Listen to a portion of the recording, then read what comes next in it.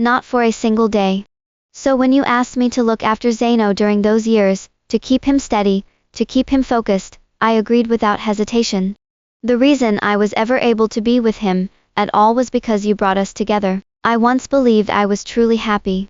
But after 5 years of marriage, Zeno became someone else entirely. Other women. Other beds. I cried. I fought. I begged. Nothing changed. 6 months ago, I had already made up my mind to ask for the dissolution.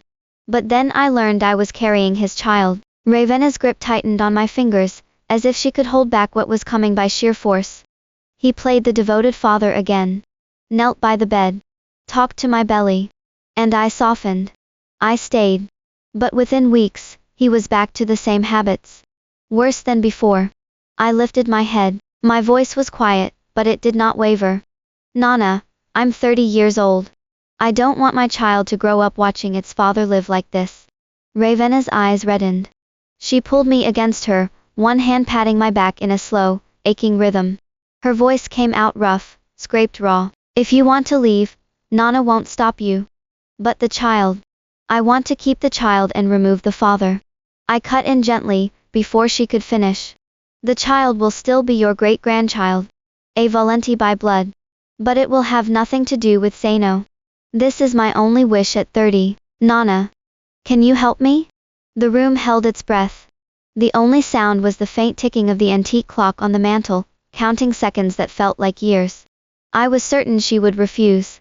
It was an impossible request.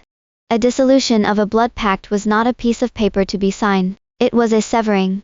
A wound in the body of the family itself. But Ravenna closed her eyes. She held them shut for a long moment, and when she opened them again, something had settled in her face. Something final. All right. Her voice was barely above a whisper. Nana will take care of it. Even though I am Zeno's grandmother, in my heart, you are also my granddaughter. My nose burned. I wrapped my arms around her, feeling the thin, fierce strength of her body, and heard her murmur against my hair, so quietly I almost missed it. You two were so sweet back then. How did things end up like this? I dropped my gaze to the floor. Zeno had truly cared for me once. The golden prince of the Valenti bloodline, heir to the most powerful syndicate on the eastern seaboard, had softened every sharp edge of himself for my sake. He sat through lectures with me, at university when he could have been running rackets. He stayed up until 3 in the morning helping me design the floor plans for what would become La Confessione, our underground casino, our shared dream.